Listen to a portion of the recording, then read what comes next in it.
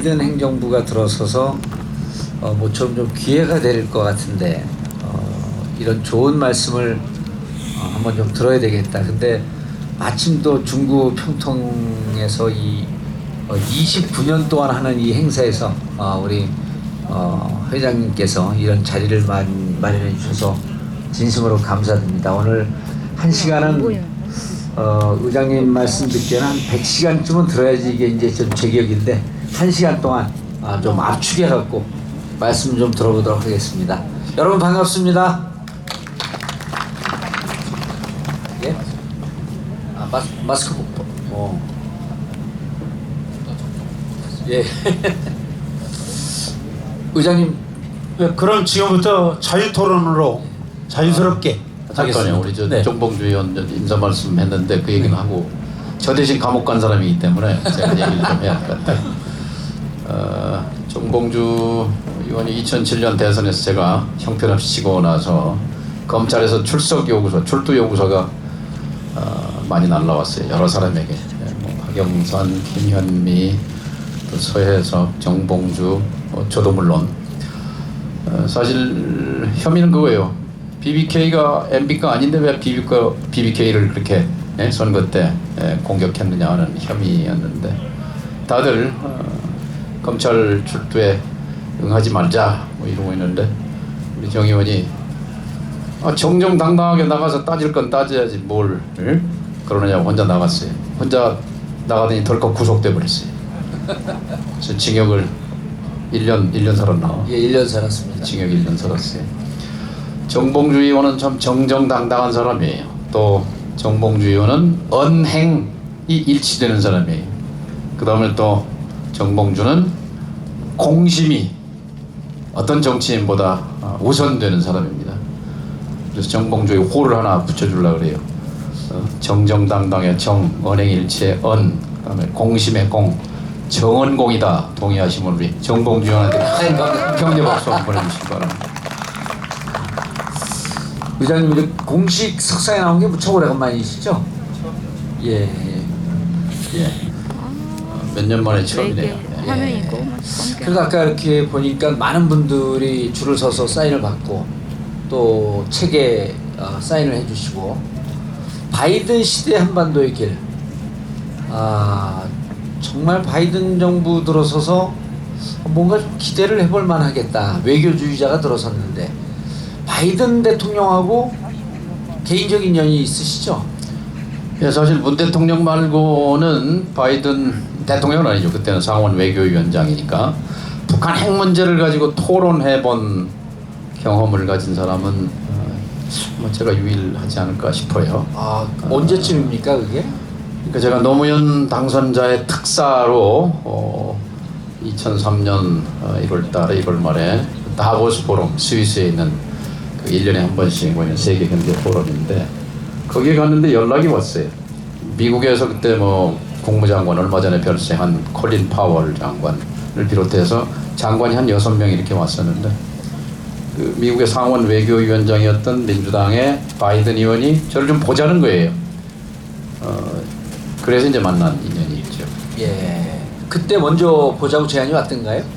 그렇죠. 그러니까 그때는 이제 2차 핵 위기가 폭발했어요. 말하자면 1차 핵 위기는 94년도 카터 대통령 평양 방문으로 해서 회소가 됐고 그래서 제네바 합의라는 게 만들어졌는데 이게 2002년도에 깨지면서 2003년 1월 달에 북이 NPT에서 탈퇴하면서 그때 이제 미국의 부시 정권이 북을 악의 축이라고 찍어놓고 있었단 말이에요.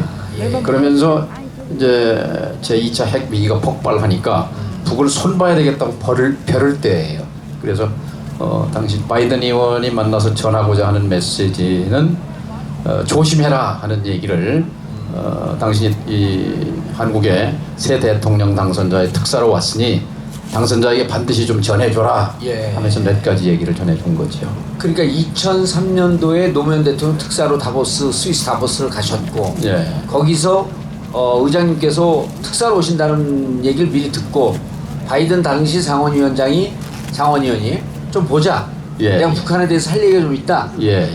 그래서 이제 만난 게 18년 전이네요 벌써. 그렇죠. 시간이 그렇게 됐습니다. 근데 이제 그때 바이든 의원은 부시 정부의 네오콘들, 그러니까 신보수주의자들이요. 딕 체니 부통령이라든지 럼스펠트 국방장관, 또 존 볼턴 국무차관, 또 울포위츠 국방부장관 이런 사람들이 밀어붙이는 이른바 강경 정책 원리주의죠. 그러니까 예. 악마와는 타협하지 않는다, 쳐부술 뿐이다 하는 아주 무시무시한 구호를 내걸고 대북 압박을 펴던 정부였는데, 바이든 의원은 이제 야당, 당시 이제 미국의 야당인 민주당 의원이었지만 부시 대통령이 수시로 자문을 구하는 그런 입장이었고, 신망이 높은, 당시에 벌써 한 30여 년 미의회 상원 외교위원회에서 활동하던 거물 정치인이었죠. 그때는 아마 60대 초반에 굉장히 정력적인, 열정적인 그런 의원의 모습이었는데, 그 뒤에 이제 그분의 활동이나 또 대통령 되고 나서 당선자 때나 이 언급들을 보면은 그때 저에게 했던 얘기와 맥락은 같습니다. 18년 전이나 지금은 예. 지금이나 맥락이 같은데, 여러분들 기억하실지 모르겠지만 그 해가 이라크 침공하던 해 아닌가요? 그렇죠. 두 달 뒤에 이제 미국이 이라크를 쳐들어갔죠. 예.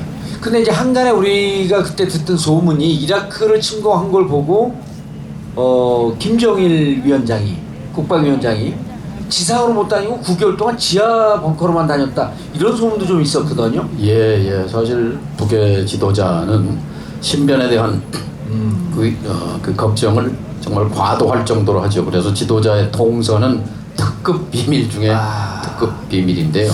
나중에 한 사실이지만 우리가 그 북한의 정보를 획득하는 방법 중에 하나가 감청이 있습니다. 근데 어느 순간부터, 그 언저리부터 감청이 안 되는 거예요. 왜 안 되는 줄 아세요?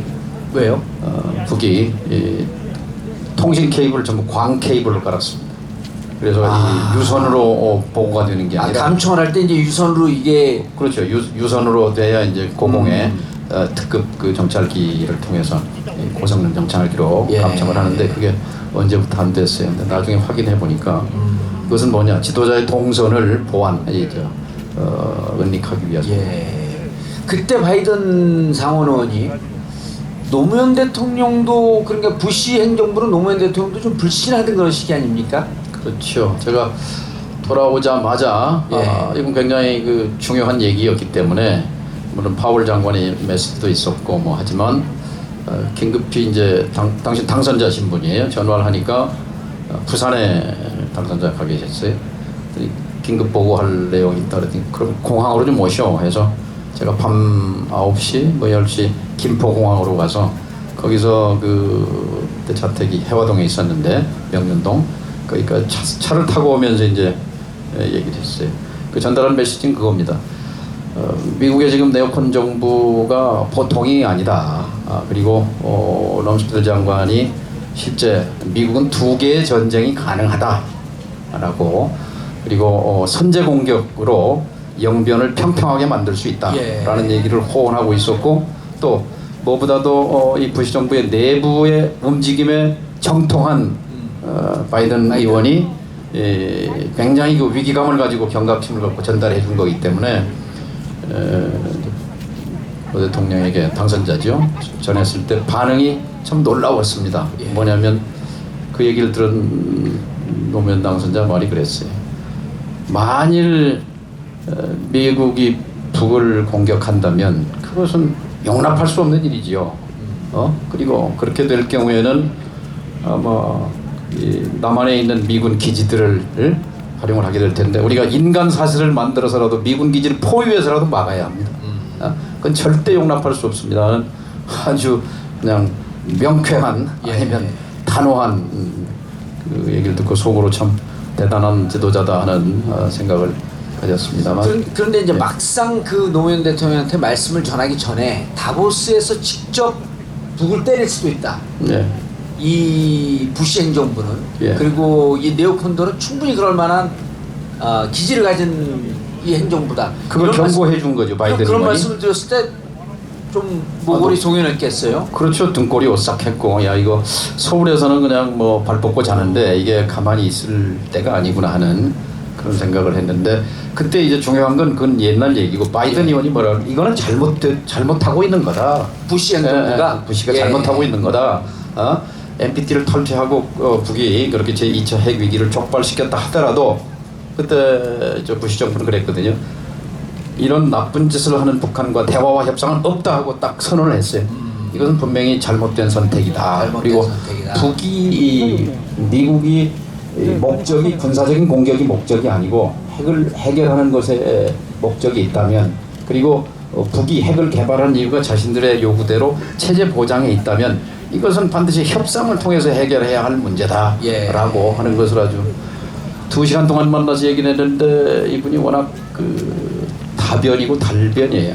거의 1시간 40분 이상을 혼자 계속 그 열편을 토했는데 제가 이제 대통령 후보 나왔을 때 그분의 연설이라든지 북한에 관한 언급을 볼 때 그때 언급과 맥락을 같이 했어요. 20여 년 전과 지금과 내용이 똑같다. 그렇지. 그 내용이 책에 예, 있어서 그걸 이제 아무래도 기록으로 남길 예. 필요가 있다. 제 아들 녀석 중에 하나가 아버지 그런 내용이 있으면 좀 기록을 해서 좀 남길 필요가 있지 않습니까? 그래서 제가 올해 초에 책을 쓴 거죠. 여러분 의장님께서 이렇게 말씀을 하시지만 평화 통일을 바라는 분들은 이 책을 안 사면 안 된다. 이런 말씀입니다. 다 사셨죠? 예. 그리고 안 사신 분들은 나중에 꼭 사서 제가 그 기다리면서 또 미리 책을 받고 내용을 봤는데 지금 시기에 이 남북한이 이렇게 교착 상태에 빠져 있고 지금 한 2년 정도 딱 단절되지 않았습니까? 네. 이럴 때 이 지혜를 얻는 좋은 지침서다. 이런 얘기를 듣는데 이제 어떠신가요? 그때 얘기를 하면서 바이든 대통령께서 노무현 대통령 당선자가 특사를 참 잘 보냈다 이런 말씀 안 하시던가요?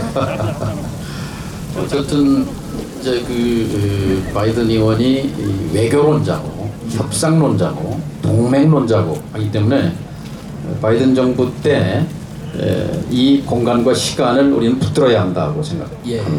그러니까 클린턴 대통령 때 베트남과 수교를 합니다. 오바마 정부 때 쿠바와 수교를 합니다. 바이든 정부 시기를 놓치게 되면 또 앞이 캄캄하죠. 예. 그래서 문재인 대통령께서 요즘 이제 종전선언을 어떻게든 끌어내려고 정말 좀 열정을 다하는데 뭐 대단한 열정이고 평가합니다. 이제 안타까운 것은 좀 실기하지 않았는가 하는 생각이 듭니다. 그런데 그 의장님 책을 보면요, 바이든 대통령이 불가침 조약을 얘기를 했고요. 그리고 이제 지금 의장님께서 말씀을 종전선언 말씀을 하셨는데 두 개의 관계에 대해서 어떻게 접근을 해야 되는지, 그리고 지금 바이든 대통령과 그때 2시간 정도 허심탄회한 대화를 했으면 정책이, 그리고 또 지금 이번에 당선되거나 유세 때 보면 그때와 생각이 거의 일관되다. 이런 걸 보면 정확하게 읽고 계실 것 같은데, 지금 통일로 접근할 수 있는 좋은 방법은 불가침 선언을 어떻게 이해를 해야 될지, 종전 선언을 어떻게 이해해야 될지, 그 부분에 대해서 말씀 좀 해주시죠. 예, 그러니까 지금 올해로 이제 내년이면 70년이죠. 한국 전쟁이 끝난지. 예. 끝났지. 그런데 세계 동서고금의 전쟁사에서 전쟁이 끝나고 전후 처리를 안 하고 이렇게 70년 온 전쟁은 동서고금 역사에 한국 전쟁이 유일합니다. 자, 임진왜란 7년 전쟁했지만 그 다음 해에 사명대사가 독가와 막부에 찾아가서 조일 평화조약을 맺습니다. 그리고 200년 평화시대를 열죠. 1차 세계대전 베르사유 조약으로, 2차 세계대전 일본의 항복을 받고 51년 샌프란시스코 강화조약으로 다 몇 년 뒤면 뒤처리를 하거든요. 예. 그런데 이 전쟁은 70년째 지금 현재는 정전 상태예요. 정전 상태. 제가 제 개인적인 얘기로 제가 6.25 전쟁이 끝난 날 태어났어요. 휴전협정 조인하고 그거 엄마 뱃속에 있다가 휴전협정 됐다는 소리 듣고 제가 나왔어요. 밖으로. 그런데 제가 초등학교 다닐 때도 정전, 대학생 때도 정전 상태, 군대 갔을 때도, 그리고 제가 결혼해서 제가 난 아들들이 군대 갔을 때도 정전 상태. 지금도 정전 상태. 전쟁이 임시 정지되어 있는 상태. 그렇죠. 이거를 완전히 종식시키자라는 정치적 선언을 하는 게 종전이고 예. 진짜 이것이 이제 정치적, 법적, 제도적으로 완결되는 것은 평화협정이 체결돼야 합니다. 평화협정 체결은 평화협정 문서가 있어야 되고 그다음에 이것은 이제 법적, 그다음에 군사적으로 이제 전쟁을 종료하는 것이고 또 예. 평화 보장 문서 둘이만 하면 안 되지 않습니까? 그러니까 이 동북아에서의 다자 안보 협의체 같은 것이 뒷받침해주는 이런 이제 문서로서 이제 보장이 되고 실행을 할 때 그게 비로소 전쟁이 끝나는 건데